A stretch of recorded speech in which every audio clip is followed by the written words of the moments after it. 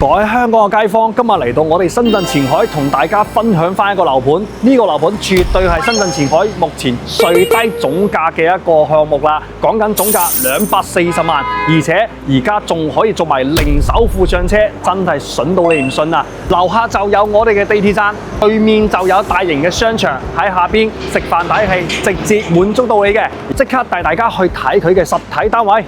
而家係上到我哋嘅示範單位，呢一套43平方，相當於460尺度啦，咁做到2房嘅一個設計嘅，可以見到佢所有嘢都係精裝修交付俾你嘅，廚房一啲都唔會覺得細嘅，而且佢嘅洗手間一樣做到乾濕分離俾你。而家揾到 Kio， 仲可以送埋全屋嘅家私家電俾到你嘅。咁呢度嘅雙翼都係非常之齊全㗎，樓下咧就有我哋1.9萬方嘅雙翼體，平時喺樓下就去買到你嘅生活所需啦。而且1公里內咧都會有埋我哋嘅萬達廣場啦、天虹廣場呢啲大型嘅 Super Mall 俾到你，平時食飯睇戲都係冇問題嘅。交通方面更加之便利啊，樓下就有我哋嘅地鐵站，平時如果往返香港嘅話，直接坐地鐵就可以去到我哋嘅深圳灣關口啦，直接往返香港，非常之便利嘅。而家講到呢一套240萬嘅總價就可以買到呢個價錢，絕對係我哋深圳前海上車嘅最低嘅一個問級㗎啦。而且嘅話仲可以做埋零首付，如果你嘅資金想周轉，唔想前期用太多資金嘅情況下，呢個單位